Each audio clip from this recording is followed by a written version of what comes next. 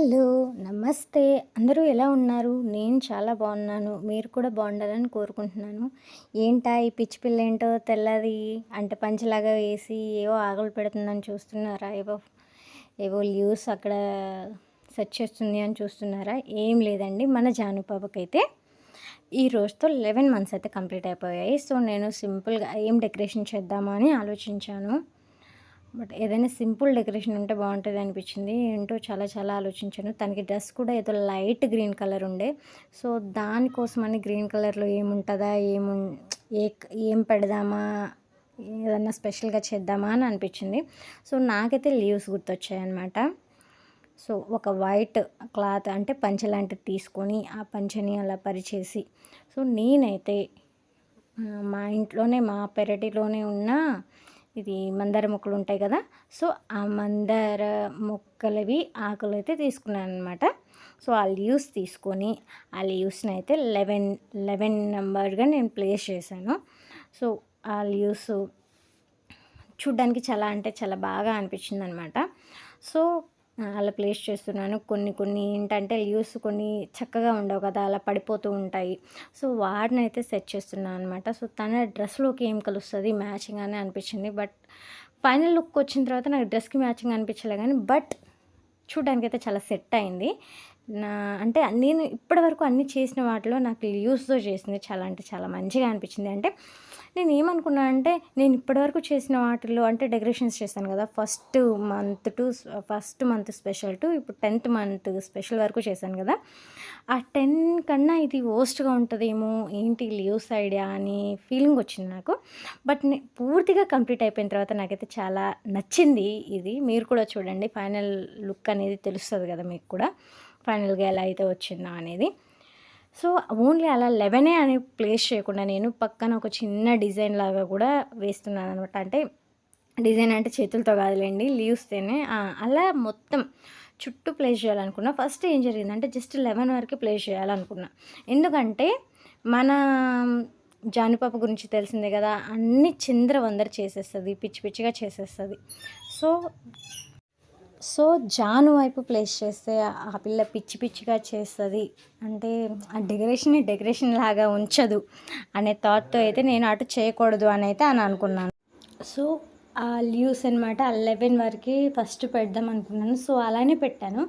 అలా పెట్టి వీడియో తీసిన తర్వాత నాకెందుకో ఫుల్‌ఫిల్‌గా అనిపించలేదు.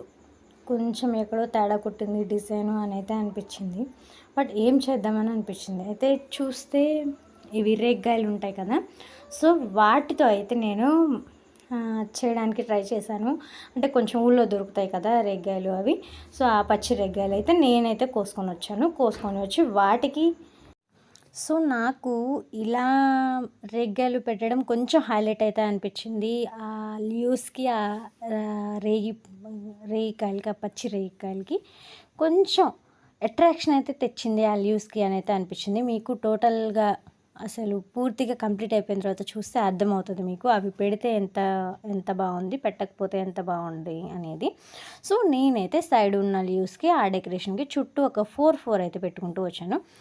బట్ ఆ 4 పెట్టిన చుట్టూ వాటికైతే సరిపోలేదు. మీకు లాస్ట్‌లో కనిపిస్తది సరిపోంది. నేనైతే సరిపోయినంత వరకు నా ట్రై నేను చేస్తూ వచ్చాను. ప్రతీదీ నా బెస్ట్ నేను ఇవ్వడానికైతే ట్రై చేస్తాను.